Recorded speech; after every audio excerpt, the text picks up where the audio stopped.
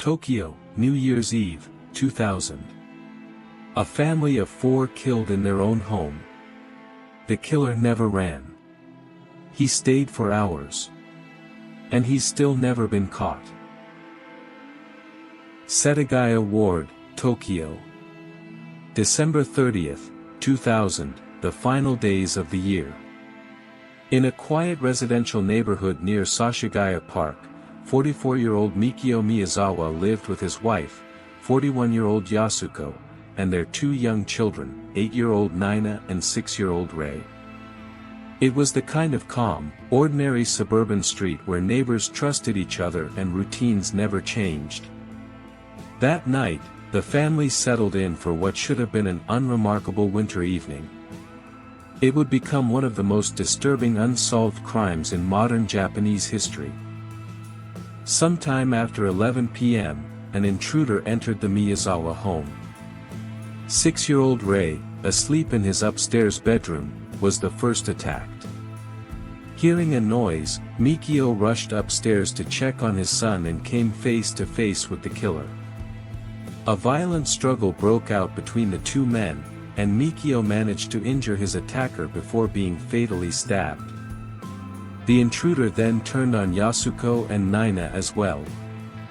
Within a short, brutal span of time, all 4 members of the Miyazawa family were dead. What happened next is what makes this case so uniquely disturbing. The killer didn't flee the scene. Instead, he stayed inside the house for hours.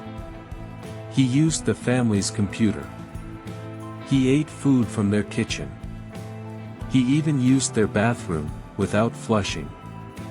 It was as if he felt no urgency to leave at all, no fear of being caught, almost as though he had complete control over the scene and total confidence that he wouldn't be discovered.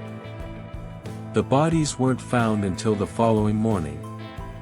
Yasuko's mother, who lived nearby, grew concerned after being unable to reach the family by phone. She went to check on them herself, and when no one answered the door, she let herself in, only to discover the horror inside. By the time police arrived, the killer was long gone, but he had left behind an almost unbelievable amount of evidence. Investigators recovered the killer's DNA, fingerprints, clothing, and personal belongings left behind at the scene. Part of the sashimi knife used in the attack had broken off during the struggle with Mikio. Detectives even determined details about the killer's blood type and physical characteristics based on evidence found in the home. In most cases, this level of forensic evidence would lead directly to an arrest within days.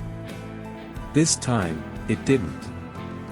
Japanese police launched what became one of the largest criminal investigations in the country's history, eventually involving over 200,000 officers over the following decades. Thousands of leads were chased. Thousands of people were questioned. Flyers were distributed for years near the local train station, appealing to the public for any information at all. And yet, despite every resource poured into this case, the killer's identity remained a complete mystery. Over the years, numerous theories emerged.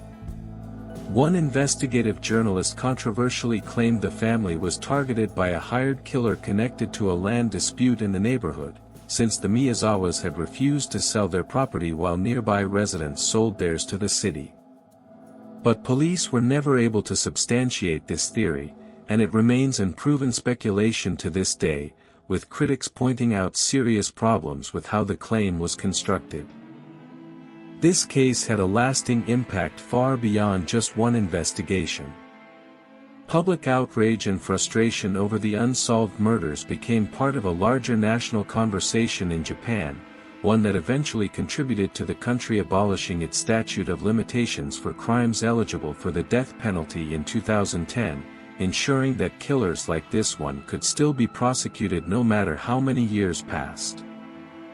The Miyazawa family home itself stood empty for years afterward, a quiet, haunting reminder of that night.